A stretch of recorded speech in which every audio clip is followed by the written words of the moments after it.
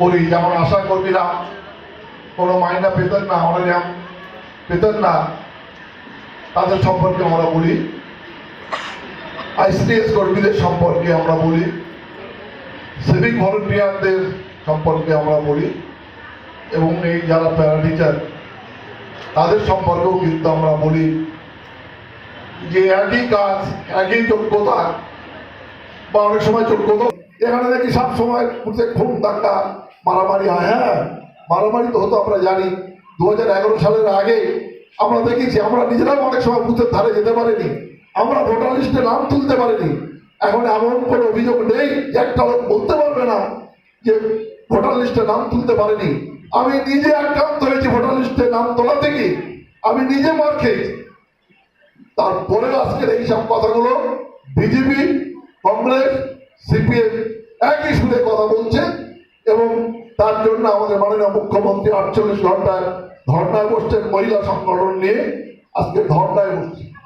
আপনাদের কাছে আমাদের আবেদন থাকবে, আপনারা জানেন আমাদের লোকসভা ভোটের প্রার্থী ঘোষণা হয়ে গেছে। লোকসভা ভোট যেমন ঘোষণা হয়ে গেছে, সর্বপ্রথম আমাদের নেত্রী সঙ্গে সঙ্গে তার প্রার্থী তালিকা প্রকাশ করে দিয়েছে। সেই প্রার্থী তালিকাতে যারা আছে, আমাদের জয়নগর লোকসভা কেন্দ্রের আমাদের প্রার্থী শ্রীমতী প্রতিমা মণ্ডল, তিনি গতবারের প্রার্থী ছিলেন, সাংসদ ছিলেন। এবারে তাকে পুনর্নির্বাচন আমাদের করতে হবে। এই ব্যাপারটা আপনারা, আমাদের মধ্যে অনেক বিরোধ থাকতে পারে, আমাদের মধ্যে জানি অনেক অর্জুন সিং আছে, অনেক দত্তার আছে, অনেক মুকুল্লায় আছে, তারা নানান নামে সংগঠন থেকে সংগঠনের লোককে আঘাত করে সংগঠনকে দুর্বল করছে। এটা থাকবে।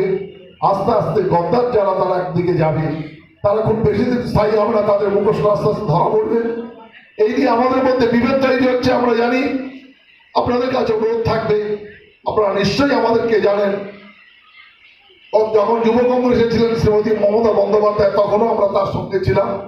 এবং 1998 সালে যখন এই তৃণমূল গঠন হয় 1 জানুয়ারি, সেদিন থেকে আমরা কিন্তু মুখ্যমন্ত্রীর সঙ্গে বা আমাদের তৃণমূল দলের সঙ্গে আমরা যুক্ত আছি, মুখ্যমন্ত্রীর সঙ্গে ছিলাম। আজকের অনেকে আমাদের দলে এসছে, তারা দলে থেকে আমাদের মধ্যে নানান রকম বিভ্রান্ত করে, যারা পুরানো দিনের কর্মী, যারা তাদের বিরুদ্ধে আন্দোলন করে যারা দলটাকে ধরে রেখেছিল, তাদের উপর আঘাত হানছে, তাদেরকে নানানভাবে হেনস্থা হচ্ছে। আমি নিজেও হেনস্থা হচ্ছে। কিন্তু তাই বলে আমাদের রক্ত দিয়ে গড়া, আমাদের সমস্ত শ্রম দিয়ে গড়া এই তৃণমূল দল, আমরা অনুরোধ করবো আপনাদের কাছে, আপনাদের দাবি দেওয়া যাই থাক, আগে সামনে যে লড়াইটা এসছে, এই লড়াই থেকে আমাদের উত্তীর্ণ হতে হবে। আমাদের এটা লোকসভা নির্বাচন, এটা বিধানসভা নয় বা পঞ্চায়েত নয়, কিন্তু এই নির্বাচনে যদি আমরা 42টার মধ্যে 42টা সিট জিততে পারি, তাহলে যারা আজকে হুঙ্কার দিচ্ছে তাদেরকে আর খুঁজে পাওয়া যাবে না। জয়নগর কেন্দ্রে চতুর্মুখী লড়াই হবে। এখানে বিজেপি প্রার্থী দেবে, কে দেবে এখনো ঠিক করতে পারেনি। ওরা এখনো প্রার্থী খুঁজে বেড়াচ্ছে, তার থেকে ভাঙিয়ে নিয়ে প্রার্থী করা যায়। এখানে এসইউসি, যার কোনো অস্তিত্ব নেই, তিনিও প্রার্থী দেবেন।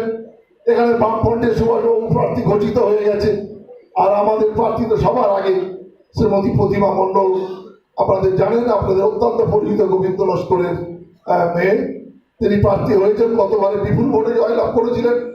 আমাদের সামনে যে লড়াইটাকে কোনোভাবে ছোট করে দেখা যাবে না। এই লড়াইকে দাঁতে দাঁত চেপে, হাতে হাত মিলিয়ে সবাই ঐক্যবদ্ধভাবে আমাদের কিন্তু এই লড়াই আমাদের প্রার্থীকে জেতাতে হবে। তার মানে মুখ্যমন্ত্রী মমতা বন্দ্যোপাধ্যায়ের হাতটাকে শক্ত করতে হবে। তার জন্য আমাদের মায়েরা যারা আছেন, আপনাদের ভূমিকা নিতে হবে। আপনাদের গ্রামে গ্রামে, আপনাদের বাড়ি বাড়ি যাওয়ার সুবিধা আছে, মায়েদের কাছে পৌঁছানো আপনাদের সুবিধা আছে। এবং যারা ভাইরা আছেন, তারা এই কটা দিন একটু সবাই মিলে আমাদের দলের সঙ্গে, যেসব সংগঠন, অনেক শাখা সংগঠন আছে, মিলিতভাবে সবাই মিলে, মানে কেউ কারো বিচ্ছিন্নভাবে নয়, ঐক্যবদ্ধভাবে আমাদের প্রার্থীকে কি করে জেতানো যায়, জোড়াফুল চিহ্নকে কি করে জেতানো যায়, সেই জন্য আপনাদের কাছে আমি আবেদন রাখবো। আপনাদের বক্তব্য দীর্ঘায়িত করবো না। উন্নয়ন কি হচ্ছে দেখছেন আপনারা। মুখ্যমন্ত্রী যেসব নতুন নতুন প্রকল্প ঘোষণা করেছেন, ইউনিসেফ থেকে তার স্বীকৃতি পেয়েছে, আপনারা জানেন। আমাদের যেটা কন্যাশ্রী প্রকল্প, এরপর এরপরে যুবশ্রী পেয়েছে, আরো একটা কি কয়, আরেকটা যেন কি এরকম উৎকর্ষ বাংলা, এই পুরস্কারগুলো আর কিছুদিনের মধ্যে আমাদের ইউনিসেফ থেকে আমাদের মাননীয় মুখ্যমন্ত্রী নিয়ে আসবেন। এবং আমরা ভারতবর্ষে আমাদের বিরোধী শক্তি ক্ষমতা আছে, কেন্দ্রে আমাদের বিরোধী শক্তি, তা সত্ত্বেও পশ্চিম বাংলায় ও বহু ক্ষেত্রে, বিশেষ করে মাছ উৎপাদনে, কৃষি ক্ষেত্রে এবং আরো অনেকগুলি ক্ষেত্রে এবং 100 দিনের কাজে প্রথম স্থান অধিকার করেছে, এটা আটকাতে পারেনি।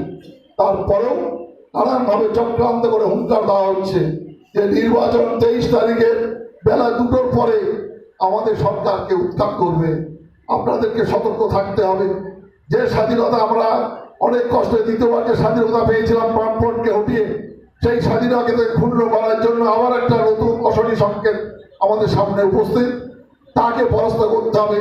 তারা যেমন হুঙ্কার দিচ্ছে যে 23 তারিখ বেলা 2টোর পরে পশ্চিমবঙ্গ সরকার ভেঙে যাবে, আমাদের পাল্টা হুঙ্কার দিতে হবে। যেমন অনুব্রত মণ্ডলকে নিয়ে অনেক কথা হয়, কিন্তু অনুব্রত মণ্ডল কালকে অনেক ভালো কথা বলেছে। সেটা হচ্ছে এই যে আমেরিকা থেকে ওই ফোর্স আসুক আর লন্ডন থেকে ফোর্স আসুক, মানুষের হৃদয়ের মধ্যে মমতা বন্দ্যোপাধ্যায় আছে। অতএব ভোটটা ওই ফোর্সকে বোতামটা টিপবে না, মানুষইকে ভোট দেবে। মানুষের ভোটে আবার আমরা আমাদের যারা প্রার্থী আছে তারা সবাই জিতবে। এই জন্য আপনাদের কাছে আমার এই আবেদন থাকবে, আপনাদের লড়াই যেমন সাথী আমরা, সেই রকম এই প্রার্থীকে জেতানোর জন্য আপনাদের সর্বতভাবে সাহায্য চাচ্ছি। আমি আশা করছি আপনারা সবাই মিলে সমস্ত দুঃখ কষ্ট যন্ত্রণা যা আছে সমস্ত ভুলে ঐক্যবদ্ধ হয়ে আমাদের এই প্রার্থীকে জেতানোর জন্য আপনাদের সর্বত চেষ্টা করতে হবে।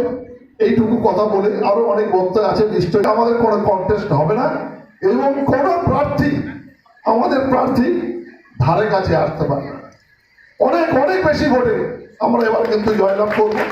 আপনারা আপনাদেরকে সেটা আশ্বস্ত করতে পারি, কারণ আমিও একটা ব্লকের দায়িত্বে আছি, গোসবা ব্লকে। আপনাদের সামনে 40,000 ভোটে আমরা লিড দেবো অন্তত গোসবাতে। যত প্রতিবন্ধকতা থাক, যে প্রতিশ্রুতি আমি দিয়ে যাচ্ছি আপনারা 23 তারিখে মিলিয়ে নেবেন। যদি এর থেকে কম হয় তখন বলবেন আপনার কথাটা কি হলো। আমি যেটা বললাম, গতকাল আমরা মিটিংয়ে বসছিলাম, মিটিংয়ে বসে